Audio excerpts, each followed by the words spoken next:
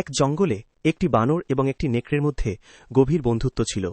বানরটি থাকত একটি ফলের গাছে এবং নেকড়েটি সেই জঙ্গলেই ঘুরে বেড়াত। তাদের বন্ধুত্ব ছিল অটুট।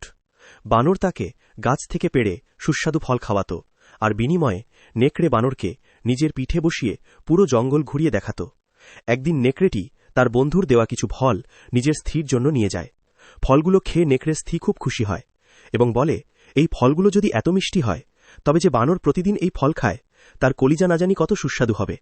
এরপর সে নেকড়েকে জেদ ধরে বলে, আমাকে ওই বানরের কলিজা এনে দাও, না হলে আমি তোমাকে ছেড়ে চলে যাব। স্ত্রীকে হারানোর ভয়ে নিরুপায় হয়ে নেকড়েটি বানরের কাছে যায় এবং তাকে ছলনা করে বলে, বন্ধু, চলো আজ আবার জঙ্গল ঘুরতে যাই। বানরটি সরল বিশ্বাসে নেকড়ের পিঠে চড়ে বসে। মাঝপথে যাওয়ার পর নেকড়ে হঠাৎ বলে ওঠে, বন্ধু, আজই তোমার শেষ দিন, আমার স্ত্রী তোমার কলিজা খেতে চায়। বিপদ বুঝতে পেরে বানরটি বুদ্ধি খাটিয়ে বলে, আরে বন্ধু, এটা আগে বলবে তো, আমার কলিজা তো আমি গাছেই রেখে এসেছি, চলো ফিরে যাই, আমি গাছ থেকে কলিজাটা নিয়ে আসছি। বোকা নেকড়ে বানরের কথা বিশ্বাস করে তাকে আবার সেই ফলের গাছের কাছে নিয়ে আসে। গাছে পৌঁছানো মাত্রই বানরটি দ্রুত উপরে উঠে যায় এবং নিরাপদ দূরত্বে গিয়ে বলে, বোকা নেকড়ে, কারো কলিজা কি কখনো শরীরের বাইরে থাকে? আজ থেকে তোমার সাথে আমার বন্ধুত্ব শেষ।